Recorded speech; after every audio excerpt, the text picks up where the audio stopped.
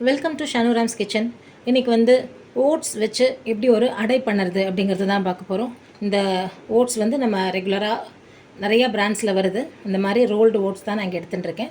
So இந்த oats வந்து நான் வந்து இந்த மாதிரி ஒரு சாதம் எடுக்கிற கரண்டியால் ஒரு 2.5 கரண்டி கிட்டக்க போட்டுருக்கேன். இது கூடவே வந்து கொஞ்சம் ஒரு பைண்டிங்காக கோதுமை மாவு ஒரு 3/4 கரண்டி கிட்டக்க எடுத்துட்டுருக்கேன். அதே மாதிரி ரவை கொஞ்சம் வந்து முறுமுறுப்பு கொடுக்கறதுக்காக ரவை வந்து ஒரு 1/2 கரண்டி கிட்டக்க எடுத்துட்டுருக்கேன். இது கூடவே நம்ம கொஞ்சமாக ஜீரகம் போட்டுக்கலாம். ஒரு 1/4 ஸ்பூன் கிட்டக்க ஜீரகம். இந்த அடைக்கு தேவையான அளவுக்கு உப்பு நான் இங்கே வந்து ஒரு குட்டி டீஸ்பூன் வச்சுட்டுருக்கேன். இதால் 1 டீஸ்பூன் அளவுக்கு போட்டுருக்கேன். தோசை வந்து பிளெயினாக அதோட கலர்லேயே இல்லாமல் கொஞ்சம் கலர்ஃபுல்லாக இருக்கணும் அப்படிங்கிறதுனால நான் இங்கே வந்து கொஞ்சமாக மஞ்சப்பொடி போட்டுக்கிறேன். இப்போ இதை எல்லாத்தையும் நல்லா மிக்ஸ் பண்ணிவிட்டு நம்ம வந்து தண்ணி விட்டு இதை கலந்துக்க போகிறோம். இந்த ஓட்ஸ் அடை இல்லைன்னா ஓட்ஸ் தோசை எப்படி வேணாலும் சொல்லலாம். இது வந்து நான் ஒரு 3 பேர் சாப்பிட்றதுக்காக நான் இங்கே வந்து ரெடி பண்ணுறேன். நம்ம வந்து இதை ஒரு கரைச்ச தோசைக்கு நம்ம கோதுமை கரைச்ச தோசைக்கு நம்ம எப்படி தண்ணி விட்டு கலந்துப்போமோ அந்த அளவுக்கு கொஞ்சம் நல்லா தாராளமாகவே நம்ம வந்து தண்ணி விட்டுக்கலாம். இதில் இந்த மாதிரி நம்ம நல்லா கலந்துக்கலாம். இப்போதைக்கு நம்ம விடுற தண்ணி வந்து எவ்வளோ இருக்கணும்னா ஒரு தோசை மாவோட கன்சிஸ்டன்சிக்கு நம்ம வந்து கலந்துக்கிற மாதிரி தண்ணி விட்டுக்கலாம். இந்த கோதுமை மாவு, இதில் போட்டிருக்கிற ரவை, இதில் போட்டிருக்கிற ஓட்ஸ் இது எல்லாமே வந்து நல்லா ஊறும். ஸோ வந்து ஒரு 1/2 hour to 45 minutes கிட்டக்க இதை நல்லா ஊற வச்சுடலாம். அப்போ என்ன ஆகும்னா நம்ம போட்டிருக்கிற இந்த ஐட்டம்ஸ் எல்லாமே வந்து தண்ணியை நல்லா இழுத்துட்டு மாவு வந்து கொஞ்சம் உங்களுக்கு திக்காகிடும். அந்த மாதிரி திக்கானதுக்கப்புறமா நம்ம வந்து தோசை வாக்கிறதுக்கு ஏற்ற மாதிரி நம்ம மறுபடியும் இதில் தண்ணி விட்டு கலந்துப்போம். இது ஒரு 1/2 hour to 45 minutes ஆகட்டும். அதுக்கப்புறமா நான் உங்களுக்கு இதை திறந்து காமிக்கிறேன் மாவு எந்த அளவுக்கு தண்ணியை நல்லா இழுத்துட்டுருக்கு அப்படிங்கிறத. அதுக்கப்புறம் நம்ம எந்த அளவுக்கு தண்ணி விட்டுட்டு அதுக்கப்புறமா இது கூட இன்னும் வேறு என்னெல்லாம் ஆட் பண்ண போகிறோம் அப்படிங்கிறதையும் காமிக்கிறேன். நம்ம இங்கே வந்து இந்த ஓட்ஸ் தோசைக்காக நம்ம ஊற வச்சுருந்த மாவு வந்து கிட்டத்தட்ட ஒரு 45 minutes-ஆக ஊறியிருக்கு. இப்போ எப்படி இருக்குன்றதை காமிக்கிறேன் பாருங்க. நம்ம முதல்ல கரைக்கும் போது எந்த அளவுக்கு வந்து தண்ணியாக இருந்தது, இப்போ வந்து எந்த அளவுக்கு நல்ல ஓட்ஸும் கோதுமை மாவு நம்ம இதில் போட்டிருந்த ரவை எல்லாமே நல்லா ஊறிடுது. ஸோ இப்போ இதை நல்லா ஒரு தடவை மிக்ஸ் பண்ணிடலாம். இது கூட வந்து சாப்பிடும்போது இன்னும் டேஸ்டியாக நல்லா இருக்கணும் அப்படிங்கிறதுனால ப்ளஸ் குழந்தைகளுக்கு கொடுக்குறோம் அப்படின்ற பட்சத்தில் நம்ம கொஞ்சம் காய்கறி இல்லாமல் இதில் ஆட் பண்ணிக்கலாம் அப்படிங்கிறதுனால வெங்காயம் பொடி பொடியாக நறுக்கி எடுத்து வச்சுருக்கிற கருவேப்பிலை, கேரட் வந்து நான் என்ன பண்ணிட்டேன்னா சீஸ் கிரேட்டர் இருக்குது இல்லையா, அந்த இதில் வந்து நான் மெல்லிஸாக இருக்குங்கிறதுனால அதில் வந்து துருவி எடுத்து வச்சுருக்கேன்.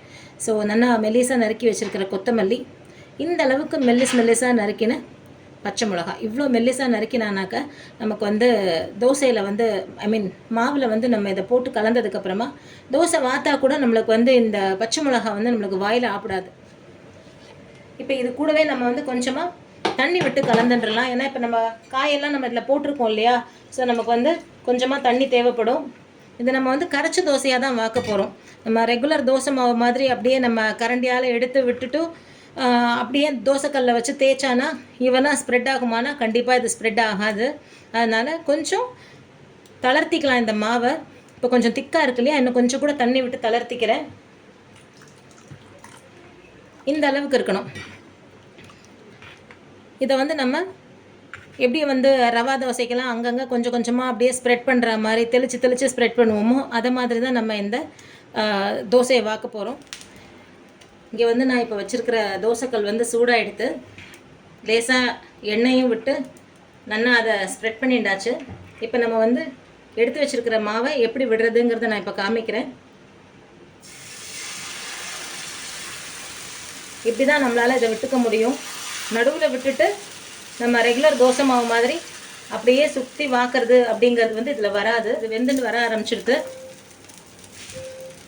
கரெக்டாக வெந்திருக்கு அப்படின்னா நம்ம வந்து அழகாக தோசை திருப்பியை வந்து அப்படி தோசை கடையில் அப்படி விட்டு கொடுக்கும்போது ஒட்டாமல் வந்துடும் இந்த மாதிரி. ஸோ அந்த மாதிரி வந்துடுறதுனாலே அழகாக நம்ம திருப்பி போட்டுடலாம்.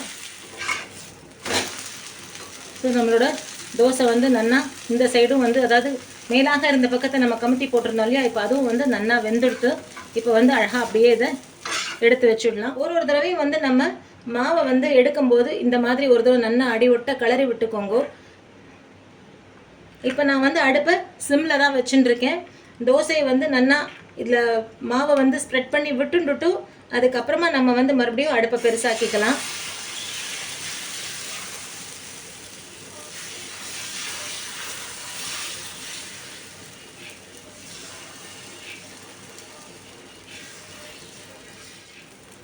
இந்த மாதிரி கரைச்ச தோசை வாக்கும்போது ஒரு சின்ன டிப்ஸ் என்ன அப்படின்னு பார்த்தீங்கன்னா, பிகினர்ஸ்க்கு தோசை கரண்டியை வந்து எந்த அளவுக்கு கரெக்டாக சென்டரில் உள்ளுக்குள்ளே விட முடியுமோ அந்த அளவுக்கு விட்டுட்டு நீங்கள் அப்படியே இதை திருப்பினேன்னா உங்களுக்கு வந்து தோசை கிழியாமல் அழகாக வந்துடும். இப்போ நம்ம இப்படி சைட்ஸ் எல்லாம் நம்ம எடுத்து கொடுக்குறோம் இல்லையா, எடுத்து கொடுத்துட்டு இந்த கரண்டியை வந்து ஃபுல்லாக உள்ளே விட்டுட்டு அப்படியே திருப்பினேன்னா தோசை வந்து உங்களுக்கு பிஞ்சு போகாமல் அப்படியே வரும்.